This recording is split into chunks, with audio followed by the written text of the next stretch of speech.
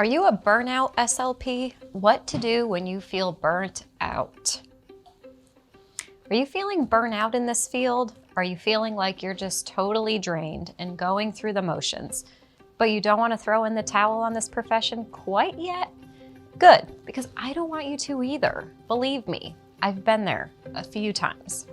I love this field because there is such a wide range of patient populations and settings to work in, but it can definitely take some time and effort to find your desired setting. I've got some tips to help you bust out of your funk. Let's dive in. I'm Theresa Richard. I've been a medical speech pathologist for 15 years. I'm a board-certified specialist in swallowing and swallowing disorders. I'm the founder and CEO of the MedSLP Collective and MedSLP Education. First, I want to acknowledge and validate your feelings. They are real and true and correct. And unfortunately, even the World Health Organization just recognized burnout as an actual medical diagnosis with a real ICD-10 code. That's totally crazy, right? The interesting part of their diagnosis is differentiating between burnout and depression. Of course, there's going to be some overlap there, and it will take some time to really unpack that. But let's first start with connecting with your why. Why do you want to work in this field? Burnout has a million different definitions and can be caused by so many different things.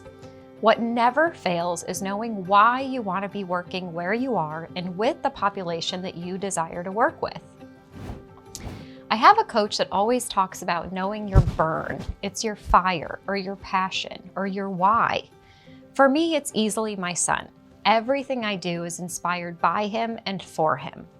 Of course, I do get insanely frustrated with the system sometimes, but I'm very solution-oriented, and I want to always find a solution to the problem instead of letting it defeat me. What is your burn? Why did you get into this field? Who do you want to help? What sort of career fulfillment are you looking for? Get back to your burn. Plan some time to really sit down and think about it and write it out. Figure out why you got into this field in the first place and what patient population or setting really lights you up.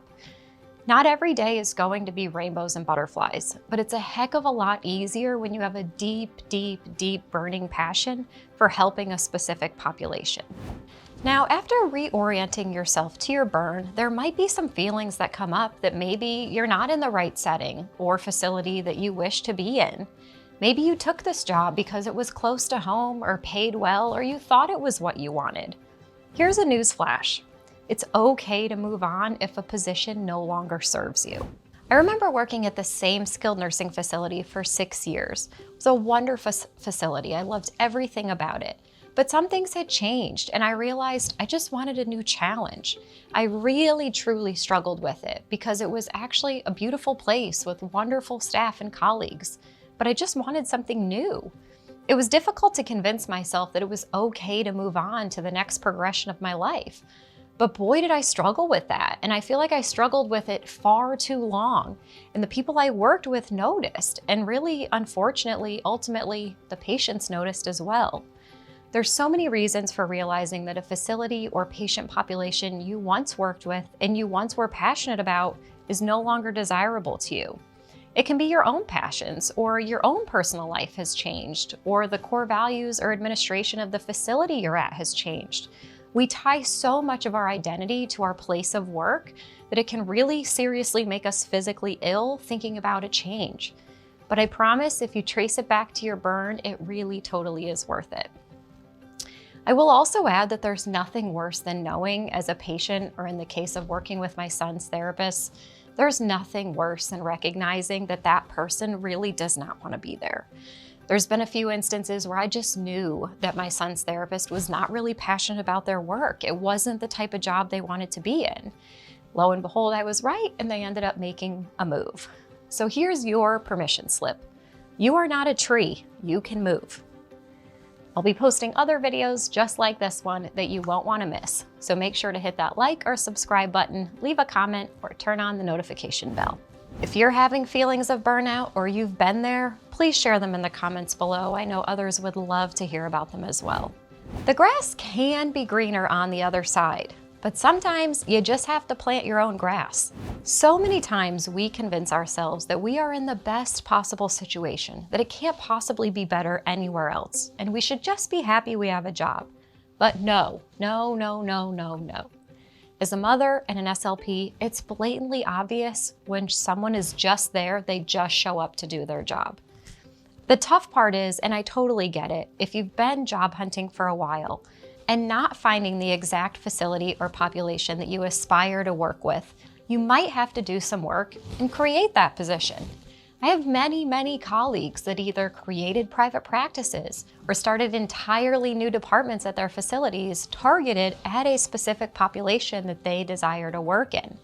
There is such a need for program development in our field right now as patients are surviving more, albeit they're sicker, as the medical field is growing, changing, and evolving. I implore you, if there is a position that doesn't exist that you are seeking, create a proposal for it. Present the research as to why it's important, and you're the person to lead it. Perform a cost-benefit analysis so that administration can understand your worth. You might be really surprised to find out that it actually worked. So I actually know of three of our colleagues that they all desire to work with head and neck cancer. And we all know that head and neck cancer is growing at a really scary, rapidly, insanely fast rate. And all three of these SLPs had worked in really big regional medical centers that just didn't have a specific dedicated department for treating head and neck cancer. And they all went through this whole program development thing. They, got some information, got the resources of what it would take to implement this and how it can actually benefit the facility financially. So this is something that absolutely can be done. It's something that it's a lot more attainable than you might think. It might take a year or two. I don't want to sugarcoat it and say that you can walk into somebody's office tomorrow and have a new department created for you, but it can happen. If it's something that you're really passionate about, if you're really loyal to a specific, medical center, it is possible. So just know that there are people out there that have done it. We have a really supportive community in the MedSLP Collective. To learn more, head over to medslpcollective.com/enroll, where we have a robust and vibrant community of SLPs and mentors to help you out, as well as some resources to assist in program development. We'll stick the link in the description below.